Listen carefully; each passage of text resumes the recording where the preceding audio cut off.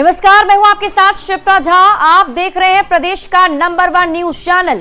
रात के 9 बजने वाले हैं और आप देखना शुरू कर चुके हैं देश का पहला समझाने वाला बुलेटिन खबर तो समझिए। इस आधे घंटे में हम आपको बड़ी खबरें दिखाएंगे, खबरों के मायने समझाएंगे। तो आइए शुरू करते हैं खबरों को समझने का सिलसिला। लेकिन उसके पहले जल्दी से जान लेते हैं आज की 4 बड़ी खबरें जिसके मायने हम आपको समझाने वाले हैं। सबसे पहली खबर होगी, क्या इंडी अलायंस खत्म हो चुका है? यह सवाल इसलिए क्योंकि तेजस्वी यादव ने इसको लेकर बड़ा बयान दिया। अब खुद समझिए ये प्रगति है या दुर्गति, इसके मायने आपको बताएंगे। प्रशांत किशोर पर आरोप वाली जो पॉलिटिक्स चल रही है बिहार में, उसके मायने आपको बताएंगे। और 1 नेशन 1 इलेक्शन पर जेपीसी की पहली बैठक के मायने आपको बताएंगे। शुरुआत सबसे पहले आरजेडी नेता तेजस्वी यादव ने बहुत बड़ा बयान देते हुए कहा कि इंडिया गठबंधन सिर्फ लोकसभा चुनाव के लिए ही था। तेजस्वी यादव के बयान पर एनडीए के नेता अब तंज कस रहे हैं। सवाल है कि क्या इंडिया गठबंधन खत्म हो चुका है? और सबसे पहले रिपोर्ट देखिए, फिर खबर तो समझिए।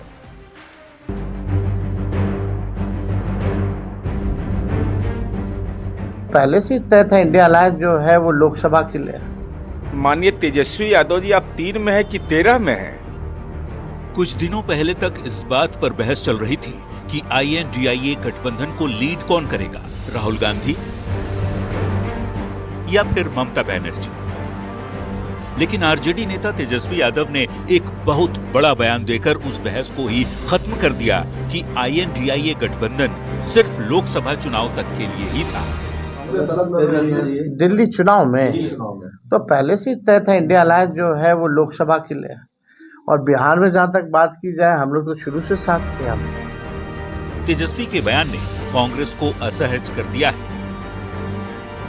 तेजस्वी यादव ने एक बात तो स्पष्ट कर दिया कि बिहार में कांग्रेस पार्टी उनका पुराना साथी हो, जबकि बीजेपी और जेडीयू के नेता कांग्रेस और आरजेडी पर तंज कस रहे हैं। हम लोग तो शुरू से कहते आ रहे हैं, ये दरअसल स्वार्थी और महत्वाकांक्षी लोगों का गठबंधन था ये, जो कि टिकाऊ हो ही नहीं सकता। तो आपकी भूमिका तो कुछ है नहीं। आप तो एक जंग में हारे हुए खिलाड़ी हैं, जिसको 4 सीट पर जनता ने लॉक कर दिया हो, वो इंडिया स्तर की बात करे।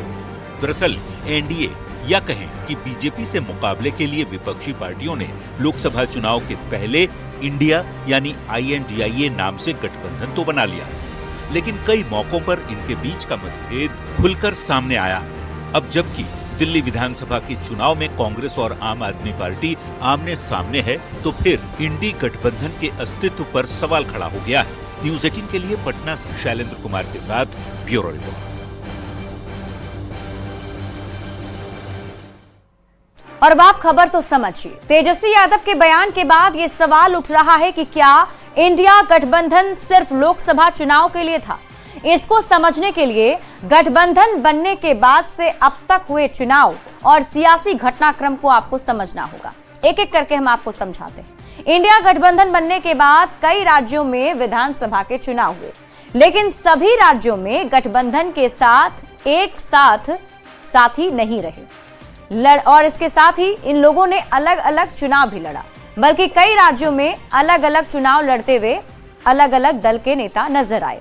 केरल में तो लोकसभा चुनाव के दौरान भी लेफ्ट और कांग्रेस अलग अलग चुनाव लड़ रही थी, जबकि पश्चिम बंगाल में ममता बनर्जी की पार्टी TMC इंडिया अलायंस से अलग लोकसभा का चुनाव लड़ी।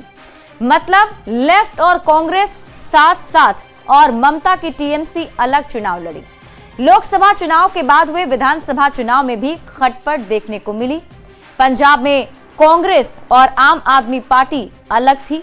इंडिया गठबंधन बनने के बावजूद हरियाणा में भी कांग्रेस और आम आदमी पार्टी ने अलग अलग चुनाव लड़ा और दोनों के ही हार मिली है। यहां तक कि लोकसभा चुनाव के पहले 3 राज्यों में चुनाव हुए, मध्य प्रदेश, छत्तीसगढ़ और राजस्थान। इन तीनों ही राज्यों में कांग्रेस ने सहयोगियों के लिए सीट नहीं छोड़ी थी। अब जबकि दिल्ली में विधानसभा का चुनाव है, तो कांग्रेस और आम आदमी पार्टी एक बार फिर से आमने सामने है। और यही वजह है कि सवाल खड़े हो रहे हैं, जब विधानसभा का चुनाव अलग लड़े तो फिर गठबंधन किस बात की? अब आप ये समझिए, समझने वाली बात यह भी है कि गठबंधन में ज्यादातर क्षेत्रीय पार्टियां हैं और सभी पार्टियों का अपना अपना हित है। कोई भी एक दूसरे को अपने क्षेत्र में घुसने देना नहीं चाहता है। कांग्रेस को राहुल गांधी के अलावा कोई मंजूर नहीं है। क्षेत्रीय नेताओं की अपनी अलग महत्वाकांक्षा है जो जग जाहिर है। ममता बनर्जी खुलकर अपनी इच्छा भी जता चुकी हैं। अब जरा तेजस्वी यादव के बयान के सियासी मायने आपको समझाते हैं। देखिए, बिहार में भी इसी साल विधानसभा का चुनाव होना है। 2020 में आरजेडी कांग्रेस साथ साथ चुनाव लड़े थे। 2025 में भी आरजेडी कांग्रेस और लेफ्ट के साथ लड़ने की उम्मीद जताई जा रही है। 2020 में कांग्रेस का स्ट्राइक रेट बहुत अच्छा नहीं था। 2020 में कांग्रेस का स्ट्राइक रेट महज 27.14% था। आप इसे इस तरीके से समझ सकते हैं कि जितनी सीट पर कांग्रेस लड़ी उसमें से बहुत ही कम सीट वो जीत पाई। आंकड़ों के लिहाज से अगर हम बात करें तो कांग्रेस 70 सीट पर चुनाव लड़ी थी और महज 19 सीट जीत कर आ पाई, जबकि आरजेडी 144 सीट पर लड़ा और 75 सीट जीत गया। 2020 में आरजेडी का जो स्ट्राइक रेट है वो अच्छा रहा, 52.08% था। यानी कि कांग्रेस का प्रदर्शन बेहतर होता तो बिहार की राजनीतिक तस्वीर बदल सकती थी। कई मौकों पर आरजेडी के नेताओं ने कांग्रेस को जरूरत से ज्यादा सीट देने की बात कही भी थी। तेजस्वी यादव 2025 में 2020 वाली स्थिति नहीं चाहते हैं। हो सकता है कि कांग्रेस पर अभी से दबाव बनाने के लिए तेजस्वी यादव ने कह दिया हो कि इंडिया अलायंस सिर्फ लोकसभा चुनाव तक ही था,